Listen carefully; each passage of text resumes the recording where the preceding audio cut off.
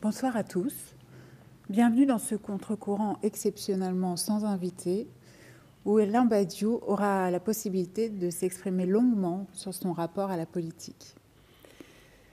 Curieuse idée, nous direz-vous, de se lancer dans un éloge de la politique, comme ce soir, à quelques semaines à peine du premier tour d'une élection présidentielle, où celle-ci aura avant tout brillé par l'exhibition d'un paysage décomposé, livré aux seuls appétits de pouvoirs concurrents, réduit de manière toujours plus frappante à de véritables jeux du cirque. Qu'y a-t-il dans tout cela qui soit susceptible d'intéresser le philosophe? Qu'y a-t-il encore de proprement démocratique dans ce spectacle organisé à échéance fixe? Où est le refuge de la politique aujourd'hui, s'il existe encore? Autant de questions auxquelles nous aurons à faire face ce soir. Alain Badiou, je commencerai par une question très simple. La politique peut-elle être autre chose, justement, que cette quête forcenée du pouvoir? Que répondez-vous à ceux, notamment aux jeunes gens, qui ne peuvent plus envisager la politique autrement que comme le lieu d'affrontement des cynismes et des opportunismes? C'est une longue histoire, n'est-ce pas? C'est une longue histoire parce que, en vérité, je pense qu'il y a eu dès le début, si on entend par début l'apparition même de la possibilité de la politique, c'est-à-dire en vérité l'apparition du pouvoir d'État, il y a quelques millénaires, pas si longtemps finalement. Il y a quelques millénaires est apparue cette question du pouvoir d'État et le mot politique a suivi assez tardivement d'ailleurs. Même chez Platon, politeian ne signifie pas encore politique, plutôt la constitution, quelque chose comme ça. La politique a suivi ensuite et elle a été rapidement définie de façon principale, malgré tout, comme la question du pouvoir. La question de l'occupation et de l'exercice du pouvoir d'État au regard de collectivités constituées, de collectivités dont on connaissait, dont on identifiait les membres. Et donc il y a une première définition de la politique qui est que, après tout, la politique, c'est la conquête et l'exercice du pouvoir. C'est une définition simple, mais qui traverse quand même toute l'histoire. Et de cette définition peut découler une conception, malgré tout, assez cynique de la politique, et faite de concurrence, de rivalité, de brutalité aussi, afin de conquérir le pouvoir, de s'y installer et de l'exercer comme on l'entend. Et il y a des théoriciens, malgré tout, de cette fonction spécifique de la politique comme exercice du pouvoir, le plus grand d'entre eux étant Machiavel. Machiavel a décrit de façon extrêmement subtile, technique, les procédures diverses de lutte pour le pouvoir et d'occupation du pouvoir. Il occupe ainsi une place exceptionnelle de théoricien de la politique, si on la conçoit ainsi. Il est vrai qu'aujourd'hui, on ne souhaite pas revenir longuement sur les épisodes dont vous êtes partis, mais il est vrai qu'aujourd'hui, on ne voit pas grand-chose d'autre que cela, avec tout ce que ça implique de vilenie, de corruption, de mensonges, etc. Mais après tout, déjà Machiavel montrait que ces ingrédients étaient fortement liés à la question de la politique et de son exercice. Et puis, il s'est constitué, dans une histoire très tourmentée, une autre conception de la politique, qui était que la politique, ça avait une relation constitutive avec la justice. Alors, la justice, c'est une notion très compliquée, à vrai dire, et les philosophes se sont escrimés tout le long de leur histoire de tenter d'en donner une définition précise. Mais en tout cas, si on définit la politique dans une relation quelconque avec la justice, on ne peut plus la définir simplement comme la conquête et l'exercice du pouvoir, mais ça devient de façon centrale la question de qu'est-ce que c'est qu'un pouvoir juste. Qu'est-ce que c'est qu'un pouvoir juste? Et le débat sur la politique concerne pas tant la pratique et l'exercice du pouvoir que sa nature propre, sa relation à la collectivité et les objectifs qui sont les siens. Alors entre la politique définie comme pouvoir, c'est-à-dire basculer entièrement du côté de la puissance de l'État, et la politique définie comme justice, c'est-à-dire plutôt basculer du côté de qu'en est-il dans cette affaire de la collectivité, de la relation entre ses membres, de ses aspirations qui sont les siennes, qu'en est-il de catégories comme l'égalité, la liberté, etc. Il y a à la fois un lien et un conflit, et c'est comme ça que je répondrai à votre question. Il y a un lien et un conflit. Il y a un lien parce que, en définitive, il n'est quand même pas vrai que la justice puisse rester une idée purement abstraite et n'avoir aucun pouvoir. Donc la question de la justice, c'est aussi la question du pouvoir juste. Et d'un autre côté, le pouvoir séparé de la notion de justice est effectivement exposé à toutes les dégénérescences que l'on a constatées au long de l'histoire, et dont celle que vous citez n'est qu'un épisode qui n'est pas d'ailleurs parmi les plus brillants, les plus même en termes de corruption. Alors voilà, c'est ça le champ général de la discussion. Et je voudrais juste ajouter un point plus moderne. L'idée s'est introduite assez tardivement, je pense, quelque part dans le XVIIIe siècle et ensuite dans les efforts des penseurs révolutionnaires du XIXe siècle. L'idée s'est introduite qu'à la fin des fins, il se pourrait qu'en réalité la justice soit incompatible avec le pouvoir. C'est-à-dire que le pouvoir ne puisse être qu'un instrument transitoire, peut-être nécessaire, mais appelé à disparaître, de l'installation d'une justice qui, en quelque sorte, serait aux mains de l'humanité elle-même. Et alors ce serait ça l'achèvement de la tension, de la contradiction entre justice et pouvoir, cette idée qui est déjà présente dans la Révolution française sous la forme de la nécessité de la révolte contre tout pouvoir injuste. Donc le fait que le pouvoir injuste n'a pas droit au pouvoir, donc seule la justice a réellement droit au pouvoir, qui introduit en quelque sorte une orientation un peu nouvelle dans le champ politique tout entier.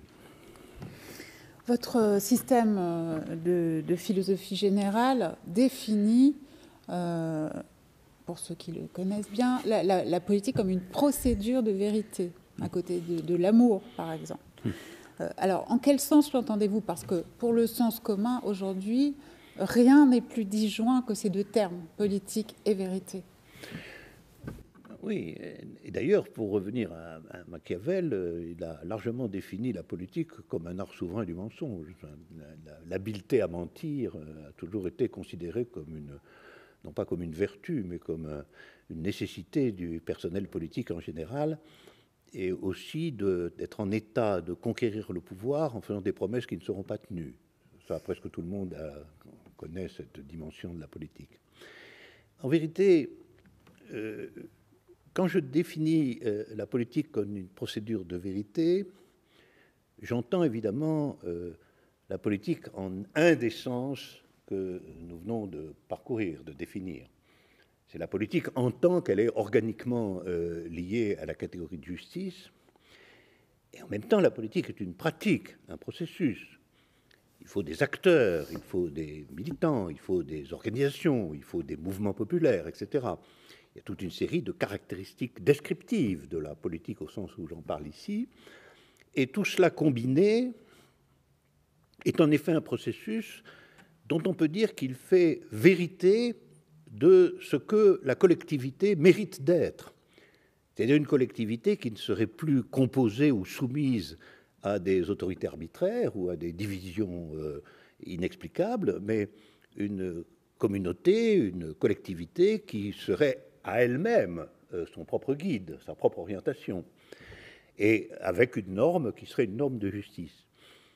Autrement dit, chaque fois qu'apparaît dans le champ politique une nouveauté de ce genre, c'est-à-dire chaque fois qu'apparaît la possibilité nouvelle d'en finir avec un vieil ordre injuste, inégalitaire et divisé, au profit d'un ordre qui pourrait se représenter comme un ordre de la collaboration des agents entre eux et d'une maîtrise de l'humanité sur son propre destin. À chaque fois qu'apparaît quelque chose comme cela, c'est une invention, en réalité, c'est une création dans l'ordre de l'histoire. Et cette création dans l'ordre de l'histoire a un destin très particulier parce que, justement, elle est en exception du régime général. Elle se présente comme quelque chose de nouveau, et on sait bien que les grandes révolutions ont toujours fasciné des publics gigantesques, précisément parce qu'elles proposaient cette nouveauté. Après, leur destin, c'est autre chose, leur destin réel, c'est autre chose, mais elles étaient déjà une proposition de nouveauté. Et c'est cette proposition de nouveauté que j'appelle une vérité. Vérité de quoi? Eh bien, vérité de la capacité d'un collectif humain à s'emparer lui-même de son destin et de sa configuration, sans avoir recours, de façon obligée, à la séparation d'un pouvoir dominant. Alors justement, vous évoquiez une communauté qui serait son propre guide, comme voilà, l'horizon à atteindre souhaitable. Dans les démocraties qui sont les nôtres, on le sait, l'intervention du peuple se limite le plus souvent à choisir au milieu d'une poignée de noms propres. Et une fois que le pouvoir a été remis à ce nom propre-là, le peuple disparaît. Le plus souvent, il devient même un gêneur. Quand on le consulte, ce qui arrive par accident, on regrette aussitôt de l'avoir fait. Donc je vous pose très simplement la question, Alain Badiou, vivons-nous encore, à vos yeux, dans une démocratie? Alors, vous savez, c'est en partie la question de la définition du mot. Démocratie, depuis un certain temps, est en fait conçue non pas du tout comme une figure réelle de la vie collective, mais comme une forme de l'État. C'est-à-dire une remarque que faisait Lénine. Après tout, la démocratie, c'est d'abord une forme de l'État. Cette forme de l'État, quelle est sa caractéristique? Sa caractéristique, c'est que ça se présente comme une représentation. C'est-à-dire des représentants du peuple sont chargés de la gestion des affaires de l'État. Donc l'État est dans une figure représentative, et cette figure représentative fonctionne aux yeux de ses défenseurs comme démocratique, puisque, à la fin des fins, le peuple est régulièrement consulté, et qu'après tout, il a la liberté de congédier les dirigeants qui ne lui plaisent pas et de nommer des dirigeants qui lui conviennent. Alors, si démocratie, c'est uniquement ça, c'est-à-dire la figure représentative et, à la fin des fins, l'organisation électorale de la vie politique, alors je dirais que nous sommes en démocratie, mais je dirais tant pis pour la démocratie. Tant pis pour nous et tant pis pour la démocratie. Il y a une autre conception, évidemment, de démocratie, qui est la dimension étymologique, c'est-à-dire la dimension pouvoir du peuple. Démocratie, en grec, ça veut dire pouvoir du peuple. Alors, pouvoir du peuple, ça n'inclut pas l'idée de représentation. Ce point a été discuté depuis longtemps, puisque Rousseau, par exemple, qui est un des grands théoriciens du XVIIIe siècle de la démocratie, considérait que la figure représentative ne méritait pas le nom de démocratie. Qu'elle n'était pas démocratique parce qu'elle n'était pas le pouvoir d'un peuple rassemblé, mais elle était la désignation périodique de représentants qui faisaient après ce qu'ils voulaient en réalité et qui mentaient au peuple comme des arracheurs de dents. Alors, moi, ce que je pense sur ce point, c'est que si on utilise démocratie, il faut préciser le sens qu'on lui donne. C'est-à-dire le sens ordinaire, courant, dominant, à savoir la mécanique électorale et représentative, ou bien des processus concrets qui peuvent être très variables, qui représentent alors non pas du tout cela, mais qui représentent en réalité l'expression possible d'une volonté populaire sur des questions déterminées. Et ça, on le voit dans certaines circonstances. On voit apparaître des assemblées générales dans une grève d'usine, on voit apparaître dans l'histoire récente des occupations de places délibératives dans certains pays, on voit apparaître des mouvements de masse qui, d'une certaine façon, ne procèdent pas à des délégations stables et électorales, mais décident d'un certain nombre de choses et d'orientations dans le rassemblement du peuple lui-même. Alors ça, Ça a été figé un peu dans l'opposition classique entre démocratie représentative et démocratie directe, ou démocratie représentative et démocratie de masse, mais ça a quand même une signification véritable, et je pense que nous savons que le régime dans lequel nous vivons n'est pas démocratique au sens authentique du terme, d'autant moins, ça c'est quand même le point fondamental, parce que nous ne sommes pas du tout sûrs que les gens que nous désignons et qui nous représentent, nous ne sommes même pas sûrs que ce soit réellement eux qui décident, dans le monde tel qu'il est. C'est ça le point qu'il faut ajouter. Si encore c'était eux qui décidaient, on y regarderait de plus près. Mais il semble qu'il y ait des maîtres cachés dans l'ombre. Hein. Il semble bien que, en fin de compte, le dirigeant qui n'est élu par personne d'une grande multinationale a des pouvoirs plus étendus auprès du gouvernement que n'importe quel rassemblement populaire. On voit très bien que la question économique et financière est si prégnante en réalité dans la conduite des affaires aujourd'hui que non seulement les représentants ne font finalement que représenter, mais je dirais ils font largement que de la représentation justement. C'est-à-dire que la nature effective du pouvoir leur échappe sur la plupart des questions importantes. Alors, entre la pression internationale, les organismes irresponsables, comme par exemple la Commission européenne, qui ne sont eux désignés par personne, hein, et les dirigeants des grandes firmes et tout le monde de la spéculation et de la finance, sans compter les militaires et les grandes institutions de ce genre, tout un personnel gravite autour de l'État, dont la capacité de décision est tout à fait importante, et réduit en réalité la contribution du citoyen quelconque largement à une mise en scène. Alors vous parliez justement de la distinction entre démocratie de masse et démocratie de type référendaire, où le peuple serait est beaucoup plus directement consulté, beaucoup plus fréquemment. Mais si on en reste à cette distinction-là, est-ce que notre situation finalement n'est pas inévitable? Je veux dire par là que cette dépossession démocratique que nous ressentons, est-ce qu'elle n'est pas finalement un mal inévitable dans des États aussi vastes que les nôtres? Vous citiez à l'instant Jean-Jacques Rousseau, c'est l'une de ses objections justement. Il considère que la démocratie ne peut pas exister autrement que dans de petites communautés, de petits États. Alors là, nous entrons dans un examen tout à fait différent. Nous entrons dans l'examen de ce qu'est le processus politique conçu en lui-même, non pas par des rendez-vous périodiques décidés par l'État, mais en tant que pensée, pratique, exercée par les gens eux-mêmes avec des finalités déterminées. Pour moi, la politique, c'est d'abord ça. La politique, je pense qu'il faut d'abord la concevoir dans une distance assez grande à l'État. Si on est trop près de l'État, on va tout de suite dire la politique, ça consiste à s'emparer de l'État, parce que si on n'en s'empare pas de l'État, on ne peut rien faire, on n'a pas de pouvoir, etc. Mais ça n'est pas vrai. La politique, par exemple, ça inclut un élément fondamental qui est la vision qu'on se fait et qu'on soutient de ce que l'humanité doit devenir. Et sinon l'humanité, du moins la collectivité à laquelle on appartient. Cette collectivité, elle existe en effet dans la figure des grands pays, mais elle existe aussi à des échelles très variables. Elle est représentée au niveau national, mais elle est représentée dans des niveaux communaux, dans des niveaux syndicaux, dans des grandes entreprises, dans des foyers de travailleurs étrangers, etc. etc. Donc la société est en réalité un maillage complexe à l'intérieur de laquelle la possibilité de convoquer des assemblées et de discuter de ce qu'on veut faire est en réalité constamment ouverte. Et qui peut faire ça? Peuvent faire ça ceux qui ont une conviction stratégique, finalement, quelconque, sur ce que la société doit devenir. Donc la politique, c'est quand même d'abord le rapport entre ceux qui sont porteurs d'une vision un peu clarifiée de ce qu'ils pensent que la société doit devenir, et puis l'existence effective et concrète de cette société elle-même.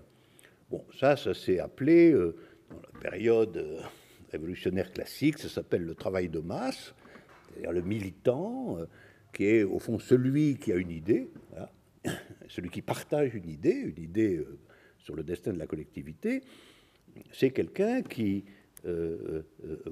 fait dans son existence propre des trajets nouveaux, qui rencontre effectivement le maximum de gens dans des situations différentes, qui, avec eux, discutent de cette situation du point de vue de l'idée générale, du point de vue de la situation d'ensemble, qui fait là-dessus un travail à la fois d'éducation, de discussion, d'éclaircissement, qui recueille les idées des gens qui sont internes à la situation et qui travaille à la transformer à l'échelle où ils se trouvent.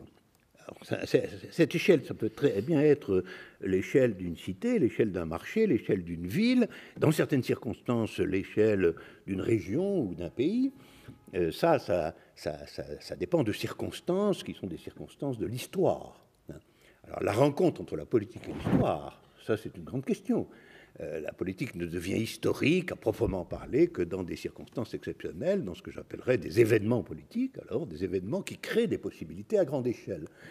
Mais même s'il n'y a pas de possibilité à grande échelle, eh bien, il faut travailler à petite échelle. Voilà. C'est-à-dire que la conviction politique doit exister, et on sait que si elle existe à petite échelle, ça renforcera beaucoup son existence à grande échelle, si un événement vient saisir et mobiliser une grande partie de la population. Alors là, ce serait une nouvelle définition de la politique. Moi, ce que je pense, c'est que la politique, c'est faire exister une idée, c'est-à-dire une vision réfléchie et discutable de ce que la collectivité peut et doit devenir, d'expérimenter cette idée, cette vision, à l'échelle où on peut le faire. Voilà. Et en réalité, les événements peuvent nous servir. En fait, un grand événement politique, à mon avis, c'est le moment où cette possibilité se met à exister à grande échelle. Et quand elle existe à grande échelle, alors on voit apparaître de tous les coins où les discussions à petite échelle ont eu lieu, des gens qui vont donner leur avis, qui vont orienter le courant des choses, qui vont prendre des décisions. Et l'État, eh bien, l'État sera jugé à ses réactions dans ce genre de circonstances. C'est-à-dire que l'État ne sera pas nécessairement ce dont il faut absolument s'emparer, mais s'il s'oppose de façon énergique, vigoureuse, à ce que se déploie cette démocratie qui, elle, est la démocratie réelle, qui est la démocratie politique effective, eh bien, il faudra en tirer les conséquences, l'affronter, se replier, ne pas l'affronter. Ça, c'est des décisions qui dépendent de la situation. Et donc, pour conclure là-dessus, la politique, d'une certaine manière, c'est pris entre deux dimensions qui sont très distinctes l'une de l'autre, mais dont la fusion crée justement l'être politique. D'un côté, la situation effective de la collectivité, y compris l'État d'ailleurs, l'état des choses, mais l'état des gens, et de l'autre, une discussion fondamentale sur l'orientation principale à partir de laquelle on va examiner la situation et la juger. Et moi, je pense que dans le monde contemporain, en vérité, probablement depuis le XIXe siècle, depuis la Révolution française, il y a au niveau de l'idée deux orientations fondamentales et deux seulement. Voilà. Et que la politique, c'est tout de même le jeu de ces deux orientations quand elles existent. Il y a l'orientation dominante de façon écrasante aujourd'hui, qui est l'orientation selon laquelle, en définitive, les vrais maîtres des sociétés sont les maîtres économiques, c'est-à-dire sont les maîtres possesseurs des instruments de production et contrôleurs de l'espace financier, que dans une large mesure, les alternances politiques importent peu, parce qu'en définitive, ils vont faire à peu près la même chose, parce que c'est ce que ces gens exigent et demandent, et donc ils vont nous expliquer que bien sûr ils ont promis ceci et cela, mais que la situation étant ce qu'elle est, ils doivent faire comme tout le monde, hein, c'est-à-dire comme leurs prédécesseurs, mais c'est normal d'une certaine façon. Et ça, c'est une orientation, alors on peut l'appeler, c'est une voie au sens le plus large du terme, on l'appellera la voie capitaliste, parce que c'est son nom le plus... Et puis il y a, où il y a faiblement, où il y a presque pas, mais où il y a eu plus fortement, une autre voie qui dit que la collectivité doit se réapproprier l'ensemble de son existence, et qu'en particulier, elle doit se réapproprier l'ensemble des moyens économiques, productifs et financiers. Voilà.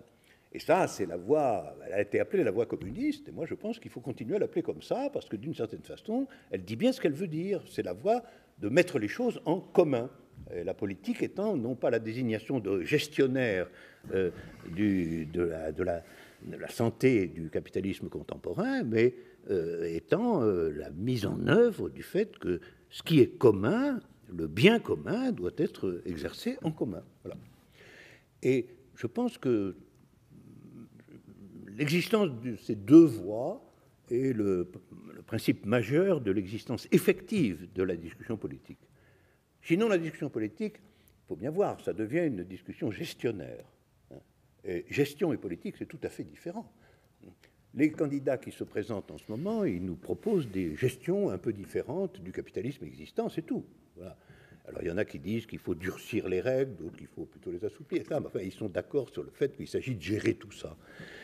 Et pour moi, la confusion entre gestion et politique est tout à fait fatale à la politique. La politique, ça commence par le fait qu'il y a deux orientations majeures, il y a deux voies, et qu'avant toute chose, le choix doit se faire sur la voie dans laquelle on est engagé. Alors en effet, depuis la chute du mur, et en réalité même depuis la fin des années 70, une seule voie semble admise en Occident en matière de politique. La politique gestionnaire, celle de ce que Marx appelait les fondés de pouvoir du capital, que vous décriviez à l'instant, et face à laquelle la politique communiste semble totalement forclose, hors du champ même de la discussion véritable.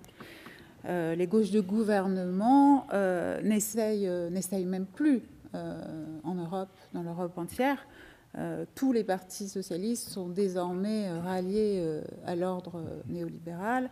Et même ceux qu'on appelle la gauche radicale appartiennent bien souvent à des sortes d'hérésies socialistes, en réalité, qui ne correspondent pas à l'idée communiste, évidemment, telle que vous l'aimez, telle que vous en parlez. Alors, je vous pose une fois encore très simplement la question, même si elle est redoutable de difficulté cette fois, comment réouvrir le champ de ce possible-là, puisque le mot lui-même est banni du champ politique. Oui, quand un mot est banni du champ politique, il n'y a plus qu'à essayer de le réintroduire pour commencer. Donc de ne pas en avoir peur, de ne pas contribuer à sa liquidation. Mais ce que je voulais te dire est d'une autre nature. D'abord, il faut se demander pourquoi. Pourquoi cette hypothèse, qui a été quand même extrêmement forte dès sa création, d'une certaine manière. Il faut remonter jusqu'aux années 1840 pour la voir apparaître, cette autre voie, cette hypothèse désignée dans le manifeste de Marx comme, en effet, une autre façon d'envisager l'histoire humaine dans son ensemble, finalement. Et elle a remporté, en apparence, des victoires considérables dans des pays aussi importants que la Russie et la Chine pendant le XXe siècle. Alors, je pense que une tâche importante, qui est une tâche de la pensée et de l'expérience, c'est d'abord de faire de cette affaire un bilan indépendant. C'est-à-dire de ne pas se rallier au bilan dominant, bilan qui est évidemment tout à fait intéressé. Le bilan dominant consiste à dire, grosso modo, tout ça est de l'ordre du crime. Alors tout ça est de l'ordre du crime, ça a donné des états criminels, par conséquent, c'est même plus la peine d'en parler, c'est même plus la peine d'en discuter, et au fond, il y a là non pas seulement l'entreprise qui consiste à vaincre une orientation, mais l'entreprise consiste à la faire disparaître. Et c'est le point où nous en sommes aujourd'hui. Au fond, la grande victoire de la réaction capitaliste dans la partie finale du XXe siècle, parce que tout ça date des années 80, c'est assez récent, la grande victoire, à mon avis, a consisté à faire disparaître l'hypothèse alternative. Pas simplement à la combattre, mais à faire comme si elle n'existait plus. À la criminaliser.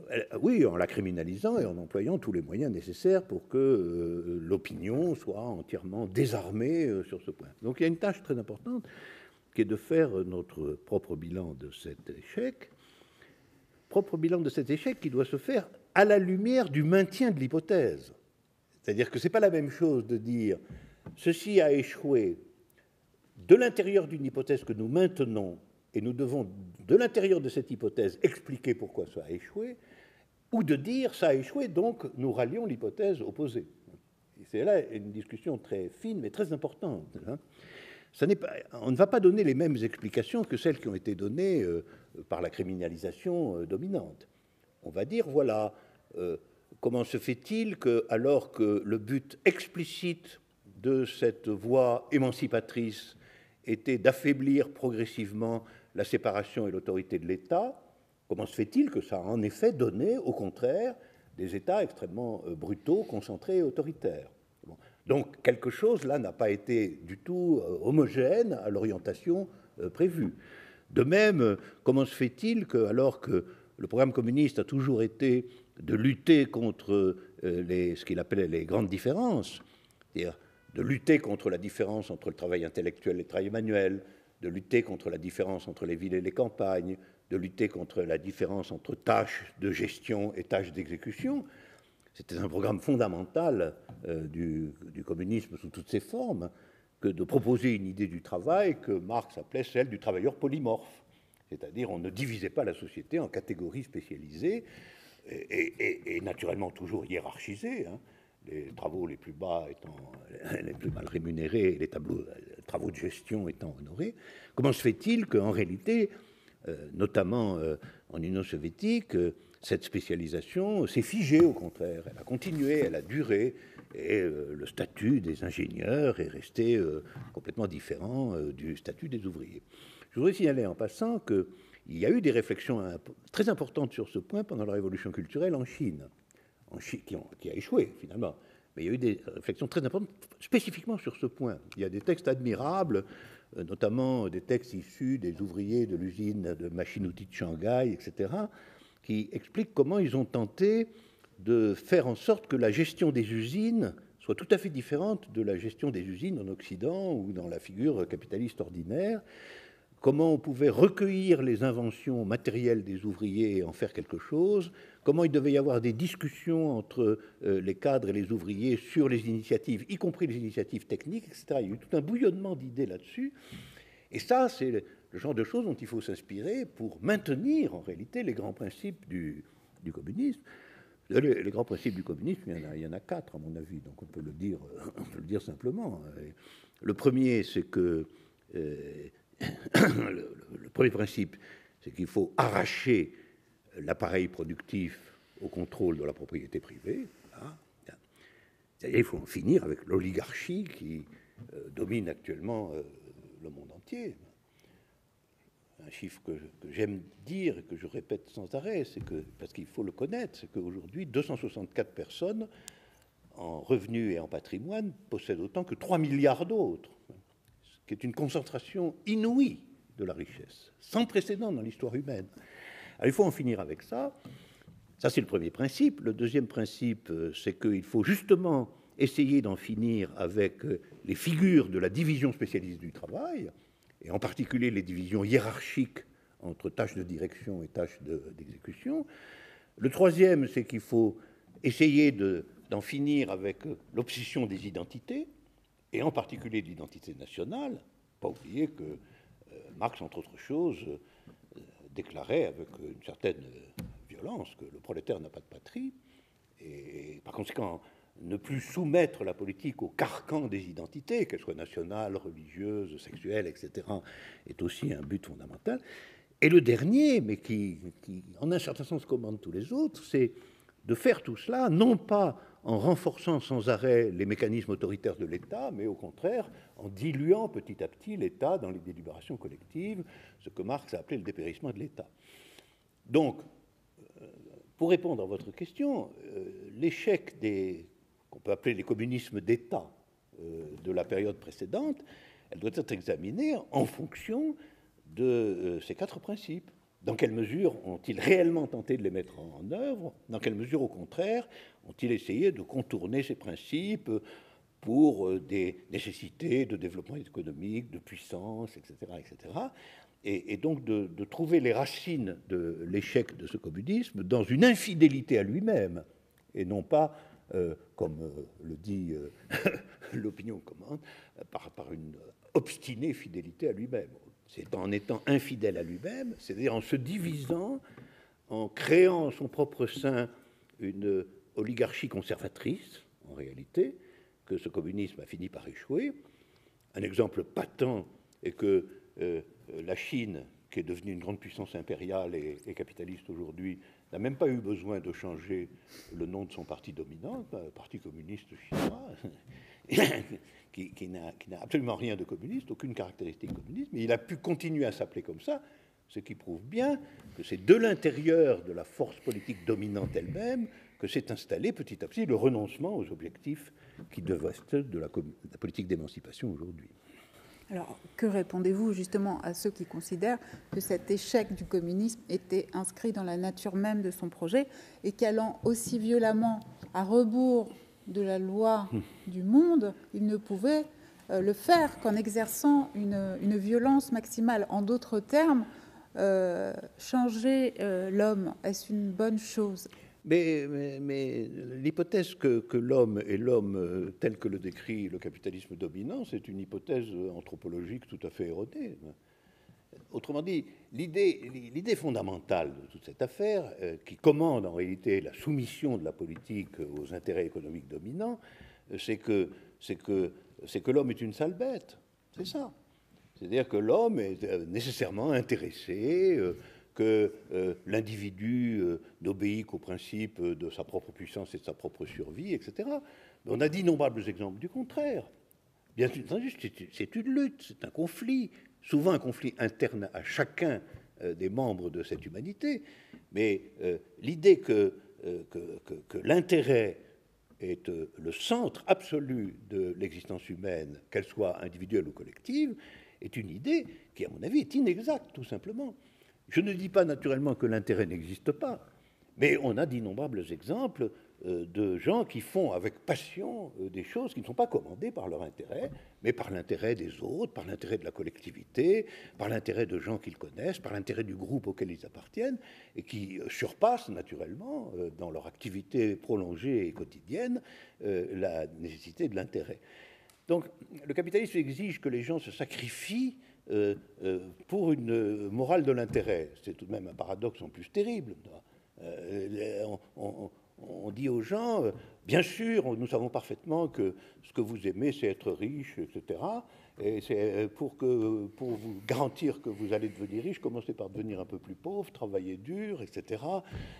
On voit très bien qu'il y a une contradiction dans cette procédure. Et cette contradiction, elle est de caractère philosophique, si je puis dire. C'est-à-dire c'est une vision de l'humanité qu'il n'y a aucune raison d'accepter. Et en réalité, c'est une division qui a déjà été constituée dès le XVIIIe siècle. C'est en fin de compte l'opposition sur ce point particulier entre Hobbes et Rousseau. On en est encore là. C'est-à-dire, pour Hobbes, l'homme est un animal féroce qu'il faut discipliner par des puissances extérieures. Pour Rousseau, l'homme est bon. Il est naturellement bon. Alors, naturellement bon, ça veut dire quoi? Ça veut simplement dire que l'homme a des ressources et des capacités de faire quelque chose pour des motifs qui surpassent la représentation immédiate de son intérêt. Autrement dit, il n'est pas exactement un animal. Il n'est pas exactement un animal. Et moi, je pense que la vision capitaliste de l'humanité, c'est que l'humanité, c'est une sale espèce. Voilà. Et que, par conséquent, il faut la soumettre à quoi? Il faut la soumettre à un régime d'organisation des intérêts qui aboutira à ceci que, finalement, les plus chanceux triompheront et les autres seront des losers. Le communisme heurte certes une vision de l'homme qui serait son comportement serait entièrement guidé par l'intérêt, mais il ne heurte pas que cette vision. D'ailleurs, chez Rousseau lui-même, l'homme est tout de même guidé par l'amour de soi, et l'intérêt qu'il peut prendre à autrui est une extension de cet amour de soi qui passe par le pitié, concept de pitié, ce genre de choses. Donc, ou chez Hume, l'homme est un animal partial, c'est-à-dire que tout ce qu'il fait n'est pas entièrement guidé par l'intérêt au sens le plus étroit du terme, mais par exemple peut être guidé par l'intérêt qu'il prête à certaines personnes autour de lui, certaines personnes qu'il aime. Donc il est capable comme ça, aussi bien chez Hume que chez Rousseau, d'avoir une espèce d'extension de soi. Donc on ne peut peut-être pas, me semble-t-il, réduire entièrement, si vous voulez, toute vision étrangère au communisme à celle d'un intérêt strictement borné. Je pense que du point de vue de la politique réelle, c'est tout de même ce qui se passe. Et c'est tout de même ce qui passe dans l'élément générique qu'il ne faut pas oublier du fait que le capitalisme, lui, n'a pas d'autre norme que le profit.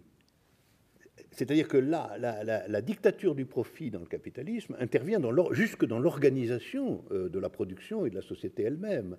Et elle renforce de beaucoup la nécessité d'avoir une vision générale de l'humanité comme corrélée directement à la fois au profit et aussi d'ailleurs à la spécialisation des tâches.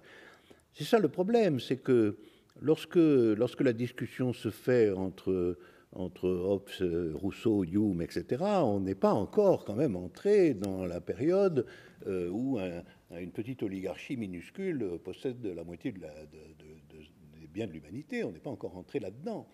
Pour eux, ce qu'ils voient comme le plus considérable propriétaire, c'est le propriétaire foncier du coin, hein, c'est-à-dire le seigneur du coin. Et là, on discute à partir de là, effectivement, sur l'intérêt. Mais il faut voir à quelle machinerie nous avons affaire aujourd'hui, tout de même. C'est-à-dire que la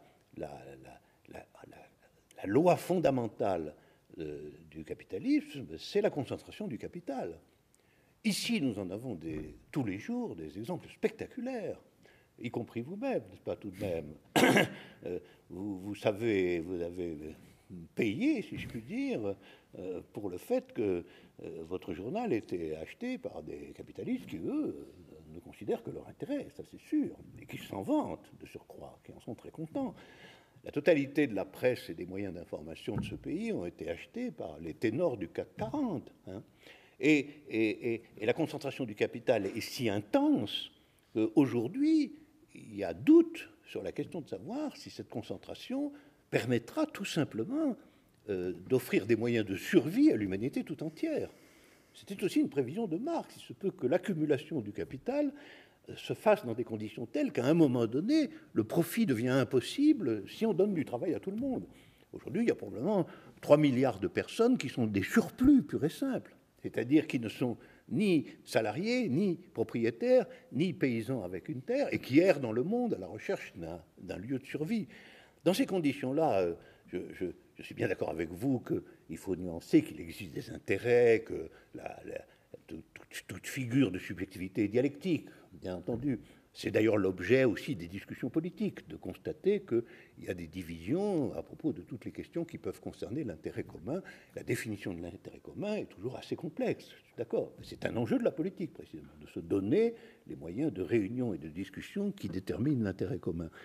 Mais le monde tel qu'il est, et en particulier depuis qu'il se sent libéré de toute alternative, est un monde d'une férocité absolue. Et j'ajoute que, étant donné qu'il reste marqué par des rivalités profondes, notamment entre les anciennes puissances dominantes de l'Occident européen et américain et les nouveaux capitalismes issus du communisme, à savoir les Russes et les Chinois, c'est un monde qui, livré à lui-même, nous conduira à la guerre. C'est certain, comme il l'a déjà fait par 2 fois au cours du siècle précédent.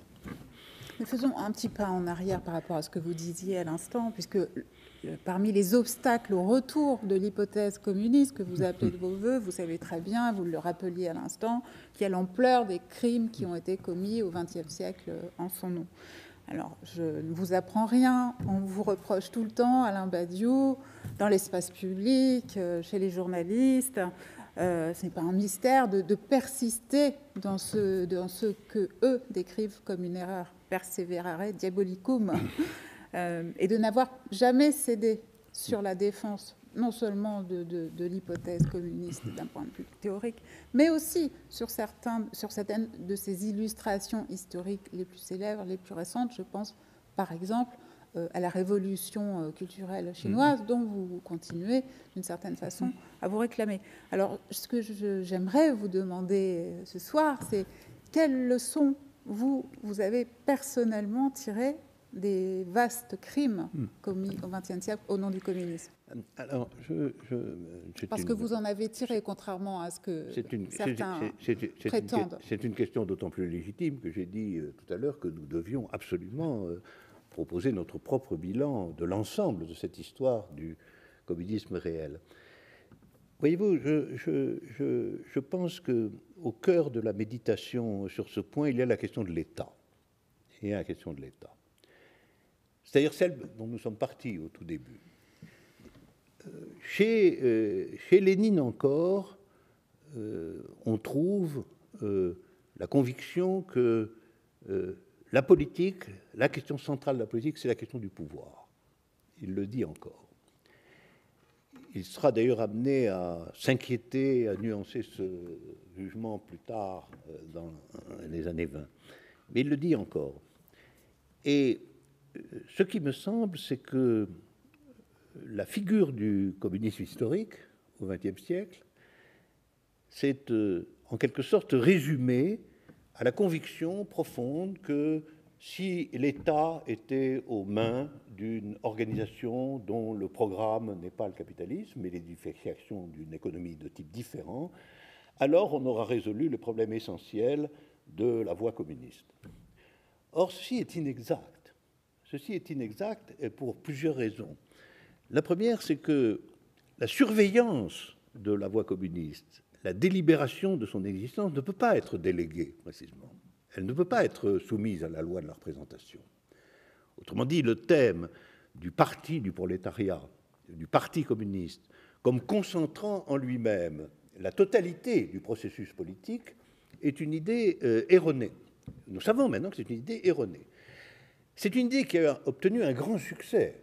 Il faut quand même bien voir que la révolution russe est d'une certaine manière un épisode sans précédent dans l'histoire. C'est la première fois qu'en effet, des gens sont arrivés au pouvoir qui n'étaient pas des représentants de tel ou tel secteur de la propriété privée, agraire ou industrielle. Mais ils sont arrivés au pouvoir grâce à des formes d'organisation qui le leur ont permis. Ils sont arrivés au pouvoir, mais arrivés au pouvoir, des tâches toutes nouvelles leur étaient proposées. Des tâches toutes nouvelles pour lesquelles le simple appareillage du parti ne suffisait pas. Il ne suffisait pas parce qu'il ne représentait pas à lui seul un contrôle suffisant par les gens eux-mêmes du destin de la collectivité, ce qui était quand même le programme fondamental du communisme. Et aussi bien d'ailleurs Lénine que Mao Tse-tung, il faut connaître les textes sur ce point, se sont extrêmement vite inquiétés de ce point. Ils se sont inquiétés de tout point.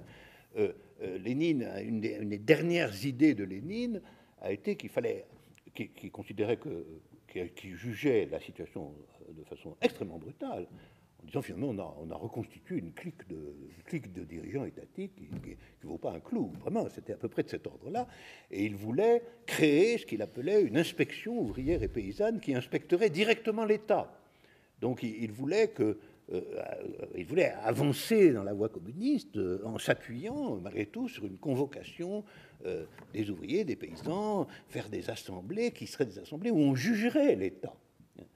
Et Mao Tse-tung, dont ça a été la ligne constante, a lancé le plus grand mouvement de masse du XXe siècle, la révolution culturelle, où des dizaines de millions d'étudiants, de jeunes, d'ouvriers sont descendus dans les rues des villes.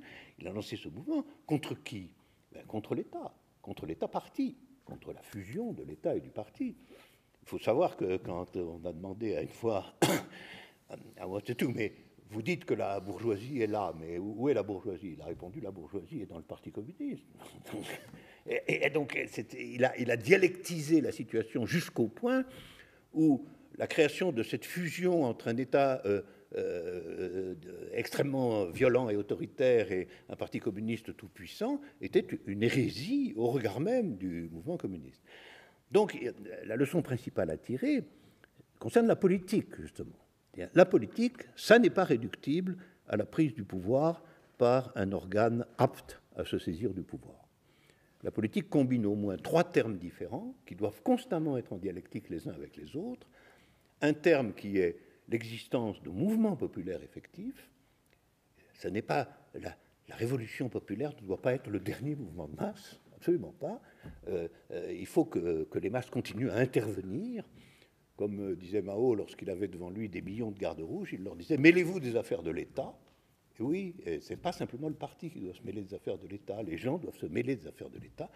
Et je voudrais rappeler que là-bas, on s'est mêlé les affaires de l'État de façon extrêmement intense, et que les ministères eux-mêmes ont été ouverts à la foule, qui est entrée dans les bâtiments, qui a examiné les archives, etc. Ça s'était jamais vu nulle part ailleurs, ça. Donc, en matière démocratique. Donc, et ça, c'est un point absolument fondamental. Et il faut donc qu'il y ait des mouvements populaires. Ces mouvements populaires, comme toujours, se diviseront, discuteront, etc. Mais il faut qu'ils existent. Il faut qu'ils existent, en particulier lorsqu'une question est incertaine, mal éclaircie. Il faut laisser les gens, ou comme le disait Mao dans une formule qui a été à un moment fameuse, on a raison de se révolter. Voilà. On a raison de se révolter. Ça, c'est le premier point. Le deuxième point, c'est qu'il faut... Et à l'autre extrémité, il va subsister quelque chose du pouvoir d'État pendant une longue période, bien entendu. Donc, on va avoir un face-à-face entre les masses et l'État. Il faut une organisation intermédiaire, c'est sûr. Pour organiser la durée de la politique, il faut une organisation intermédiaire. Mais cette organisation intermédiaire, elle ne doit pas fusionner avec l'État, comme l'a fait le Parti communiste. Elle doit servir de relais dans la durée, dans la persistance, entre ce qui sort des mouvements populaires et les directives de l'État. Et il faut donc des organisations médiatrices, en quelque sorte, et non pas représentatives au sens de l'occupation de l'État au nom des bases. Donc, le problème, c'est une nouvelle dialectique de toute la politique, qui est une dialectique non pas à deux termes, les gens et l'État, avec le parti fusionnant avec l'État, mais qui est une dialectique à trois termes clairement distincts. Le mouvement populaire auquel liberté doit être laissée de se révolter ou de proposer des choses nouvelles, l'organisation qui ne doit pas fusionner avec l'État, mais qui doit capillariser, recueillir l'ensemble de ce qui se discute au sein des masses populaires, et le pouvoir d'État qui doit être aussi contrôlé que possible par le mouvement général. Voilà. Alors c'est ça qui sera fait dans les siècles qui viennent. Puisqu'on en est au destin de l'hypothèse communiste aujourd'hui, on sent notamment autour de votre nom une grande anxiété, que le spectre ne rôde encore. Bon. J'espère bien.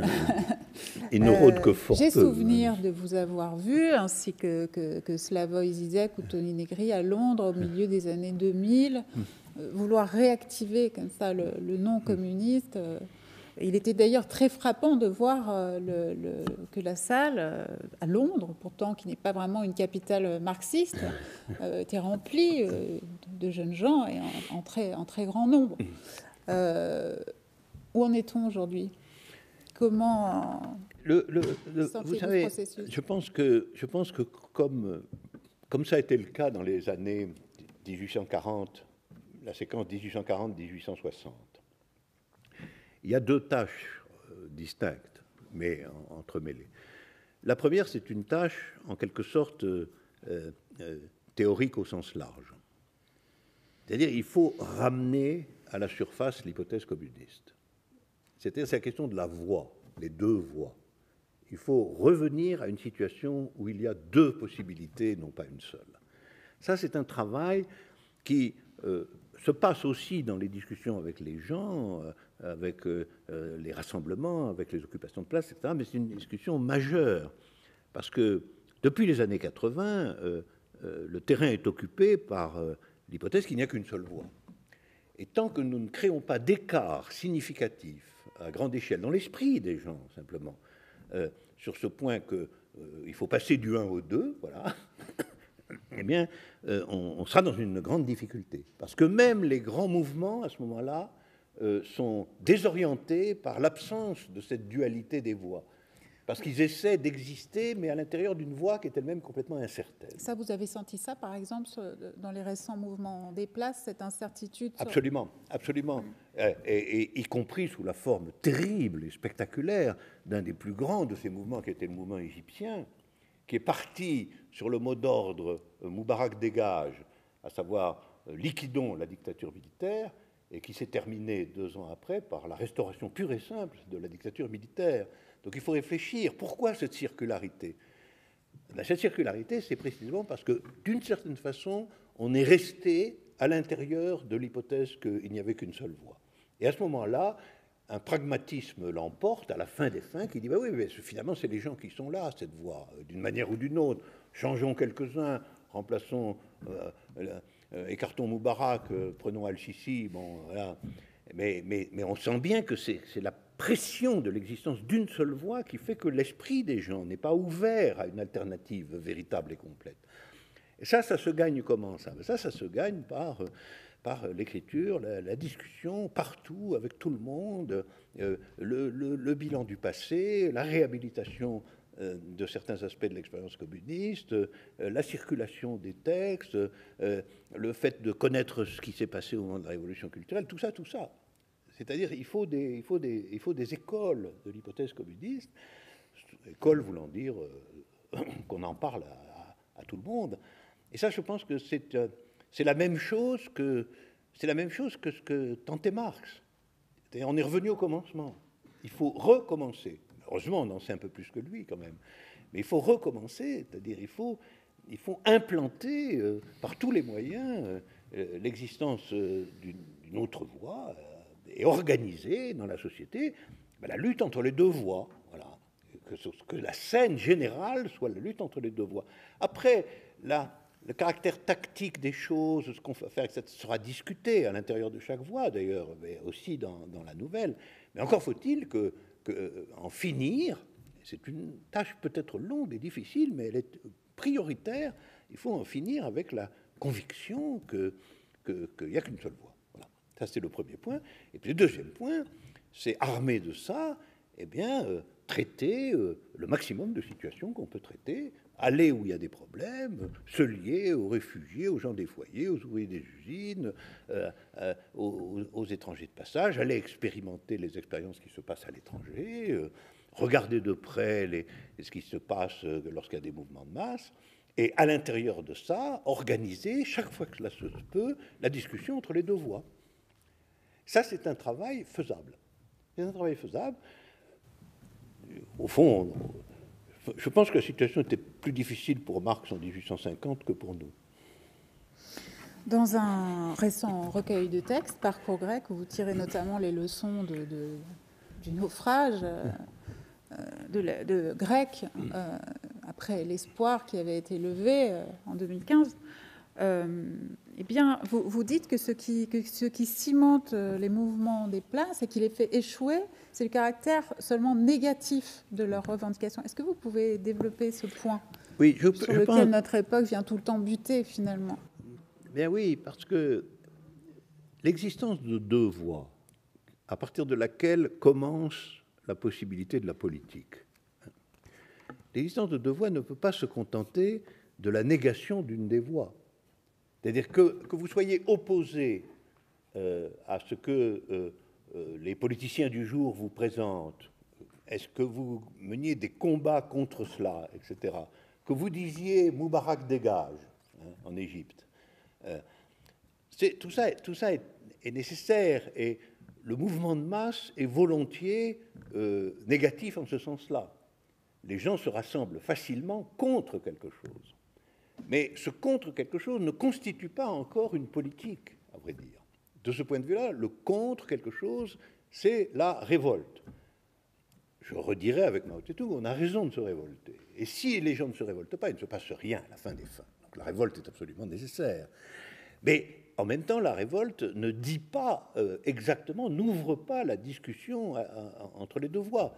Elle consiste à dire tel aspect de la voie dominante, nous n'en voulons pas. Nous n'en voulons pas. Et peut-être que nous voulons autre chose, mais cette autre chose reste stratégiquement nébuleux. Et il faut faire attention au fait que le mouvement a en général une forte unité négative, mais que si on vient y discuter de politique, véritablement, il va forcément se diviser. Et il va forcément se diviser, pourquoi? Parce que les deux voies, elles existent, quand on les fait vraiment exister, elles existent dans l'esprit de chacun, c'est une discussion, c'est un choix, c'est une option. C'est pas la même chose que de dire ce gouvernement est néfaste et je n'en veux pas. Et donc ça, c'est un des aspects du travail dont vous me demandez de dire en quoi il consiste. Il faut absolument être présent dans les grands mouvements populaires, et il faut y être présent en essayant de chercher à ce que quelque chose d'affirmatif, quelque chose de positif soit mis en discussion. Alors c'est toujours très difficile parce que la négation est beaucoup plus facilement unanime que l'affirmation. Ça c'est vrai. Mais il faut en passer par là. Et si on considère que l'unité du mouvement est la seule chose qui doit être garantie à tout coup, on va échouer parce qu'on ne pourra pas faire ça. Et donc il faut avoir le courage de dire je suis du mouvement, mais je suis aussi le partisan de cette hypothèse-là, de cette voie stratégique-là, et je voudrais savoir comment le mouvement s'articule avec ça.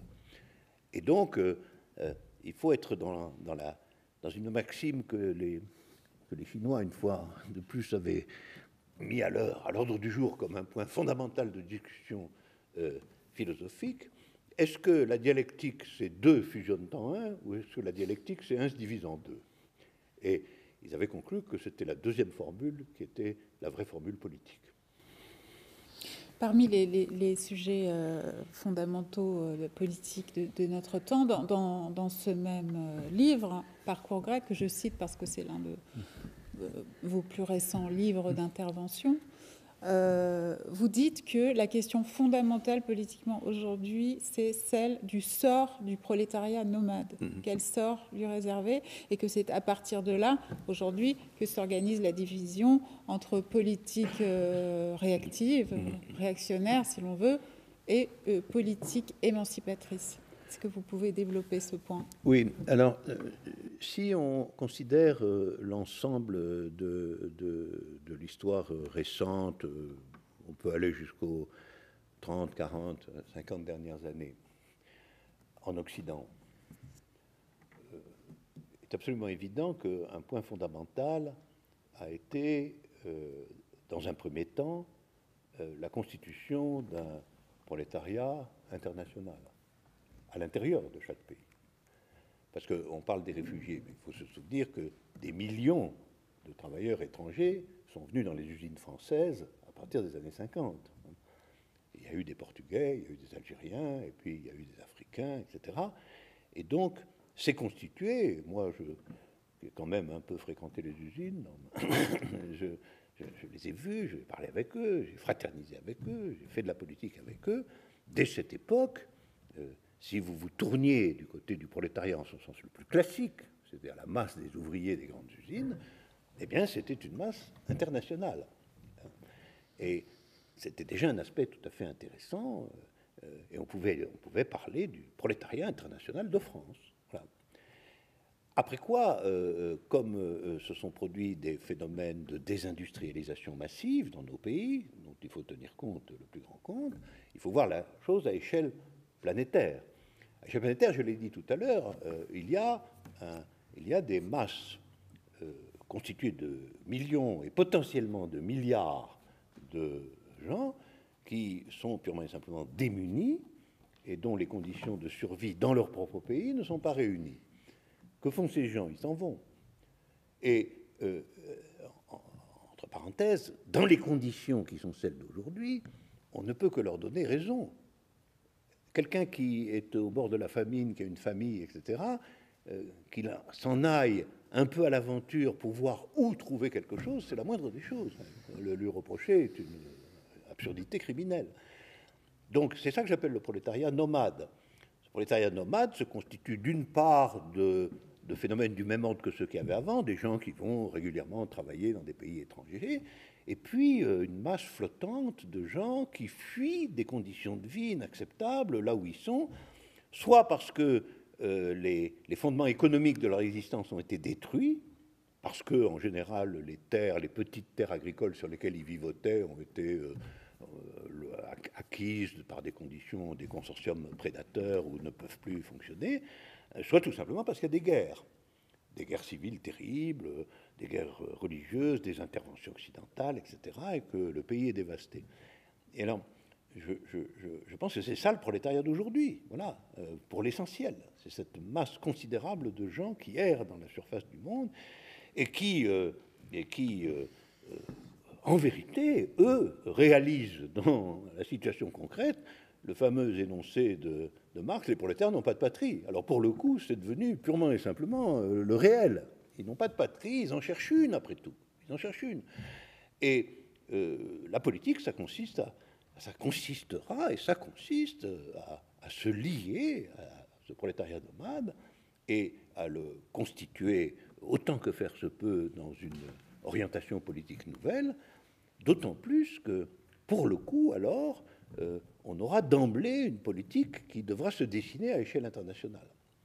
L'international ne sera pas seulement une construction laborieuse de représentants des différents pays, mais quelque chose qui directement sera en prise sur la situation mondiale des populations. Alors que répondre à, parce que vous parliez de Rousseau, nous parlions de Rousseau tout à l'heure, à l'objection rousseauiste justement selon laquelle une politique réellement démocratique ne peut se développer que dans un espace clos et dans un espace fini, dans un espace plutôt étroit, en définitive. Mais je crois que moi, personnellement, je pense aussi que l'âme de la politique, c'est la réunion. C'est la réunion. C'est là que la politique existe. La réunion, allant de la réunion d'un petit noyau de gens dans une usine à de vastes meetings populaires, la réunion, c'est le cœur de la politique, parce que c'est là que, quelle que soit l'échelle, les populations vérifient leur existence et leur capacité. Mais je pense que, alors évidemment, on va dire, la réunion mondiale, c'est pas facile. Mais ça, c'est une objection un peu formelle. En réalité, on peut organiser un tissu de réunions, un tissu d'assemblées, un tissu qui soit opératoire au niveau de l'examen et de la décision de situations qui ont des effets mondiaux. Parce qu'il faut bien voir, le capitalisme, lui, est mondialisé aujourd'hui. Les grandes firmes, à travers la concentration du capital, ce sont des gens qui sont aussi à l'aise à Shanghai qu'à Chicago ou à Buenos Aires. Hein. Donc la seconde voie, la voie communiste, a un grand retard sur cette mondialisation. Elle reste largement enfermée encore dans une vision assez étroite. C'est pour ça que je trouve que, par exemple, l'idée que le plus urgent, c'est de se retirer de l'Europe ne me convainc pas, parce que je pense que finalement, si ça tourne au repli national, on trouvera plus repli national que nous. Hein. Marine Le Pen est là pour veiller au grain du repli national. Donc, se retirer d'une union monétaire, par exemple, n'est pas renoncer à cultiver une fraternité européenne. Non, mais peut-être faut-il je ne veux pas entrer dans la discussion sur la question de la monnaie, mais moi je crois que l'espace de l'adversaire étant mondialisé, notre espace doit l'être aussi, voilà, et que les figures du repli national font partie des causes de l'échec des communismes précédents. En fin de compte, ils n'ont pas su internationaliser véritablement parce qu'ils ont déclaré des choses comme c'est la patrie du socialisme, mais la patrie du socialisme, c'était un peu contradictoire avec le fait que les prolétaires n'ont pas de patrie, justement. Il y avait quelque chose là qui ne marchait pas. Donc un internationalisme véritable est nécessaire. La question des tactiques de cet internationalisme, est-ce qu'il faut être dans tel... Ça, c'est de la politique d'État. C'est pas la peine de se casser la tête sur des décisions que nous ne prendrons pas, parce qu'elles ne sont pas au niveau qu'on peut prendre. Ce que nous pouvons faire, nous, c'est nous réunir activement avec des gens venus de partout, partager leurs expériences et prendre des positions concernant les situations les plus diverses. Ce qui probablement serait très utile aujourd'hui, c'est la création d'un journal communiste mondial qui aurait en fait un comité de rédaction lui-même mondial et qui se diffuserait dans le plus grand nombre de langues possibles et qui comporterait deux choses, à la fois des études théoriques, idéologiques, politiques sur la situation dans le monde, la construction aujourd'hui de la deuxième voie, etc., et d'autre part des bilans d'expérience concernant l'activité populaire dans tel ou tel coin, les conquêtes obtenues, les victoires obtenues, les rassemblements, les mouvements de masse, etc. Ça, c'est à l'échelle du monde contemporain, ça.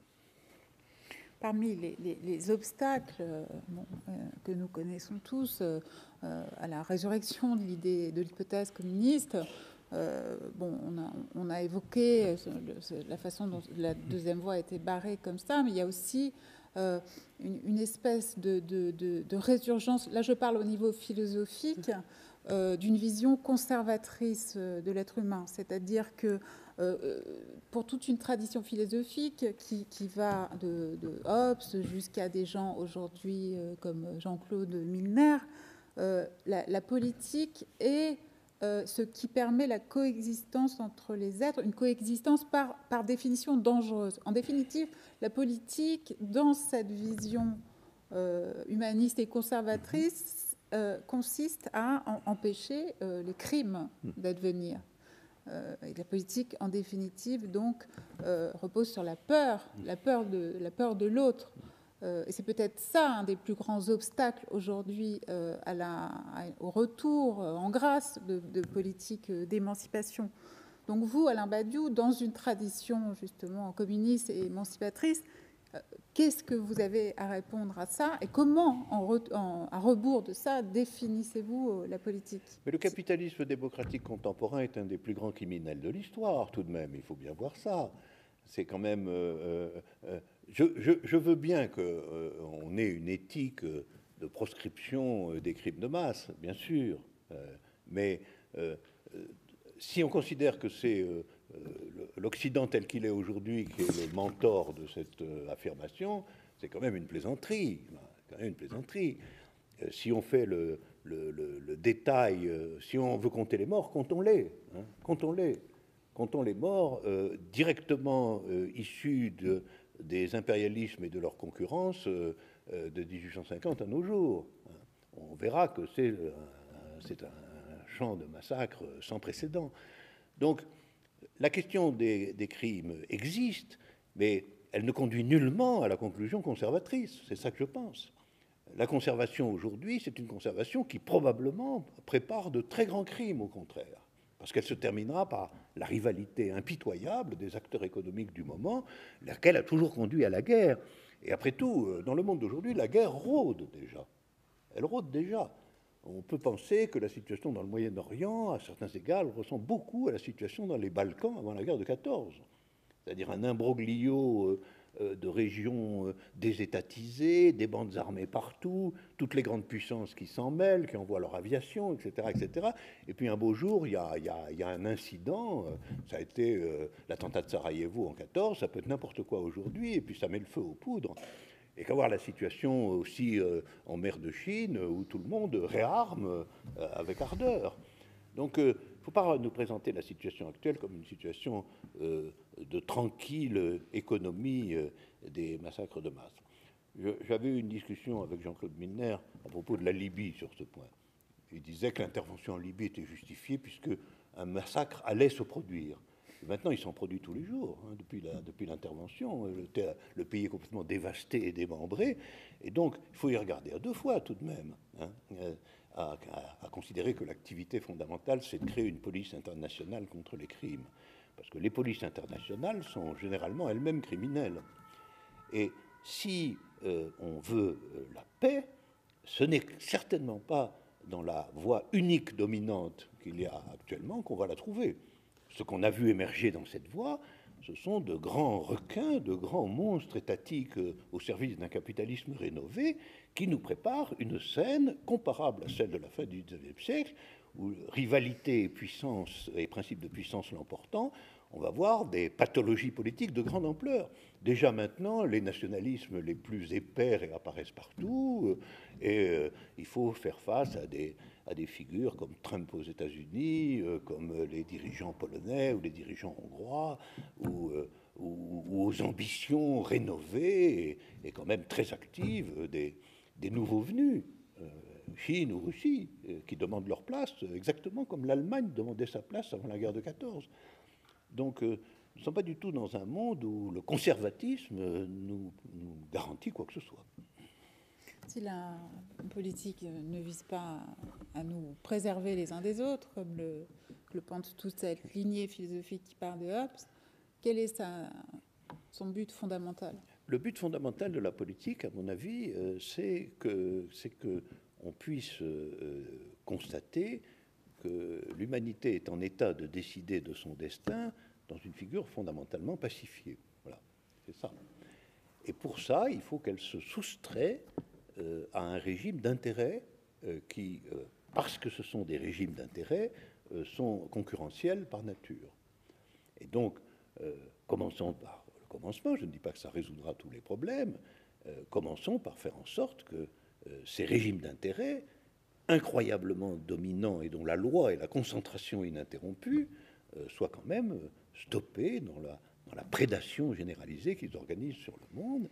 Et par conséquent, définissons la possibilité effective d'une voie de l'organisation des sociétés qui soit radicalement soustraite au capitalisme. Je terminerai cette séance, cet éloge de la politique, sur ma question initiale. Je vous demandais tout à l'heure, pour commencer, où est le refuge de la politique aujourd'hui. Donc je vous pose cette question d'autant plus que nous sommes dans une période électorale qui est dans nos esprits, même si ça n'est certainement pas la chose la plus intéressante dont nous ayons à discuter ce soir. Il se trouve, Alain Badiou, que vous ne votez pas, que vous ne votez plus depuis très longtemps. Vous allez nous dire ça. Est-ce qu'une personne qui s'intéresse réellement à la politique aujourd'hui, justement, ne doit pas voter? Écoutez, je ne vais pas donner le conseil d'abstention généralisée, mais c'est parce que, au fond, ça serait un peu ostentatoire et stupide. Ce que je pense, c'est qu'il faut, nourrir en soi-même une très grande dose de scepticisme par rapport aux élections. Voilà. Je pense que le mieux est de ne rien en attendre. Après, quand on n'y va pas, ce n'est pas une question qui m'intéresse principalement. Moi, je n'en attends rien depuis juin 68. Quand j'ai vu que la conclusion d'un mouvement magnifique, formidable, ouvrier et étudiants, etc., de drapeaux rouges partout, se concluait par un misérable vote pour la plus épaisse des réactions qu'on ait jamais vues en France, je me suis dit, non, ça ne vaut pas la peine. Ça vaut pas la peine, je ne jouerai plus ce jeu-là.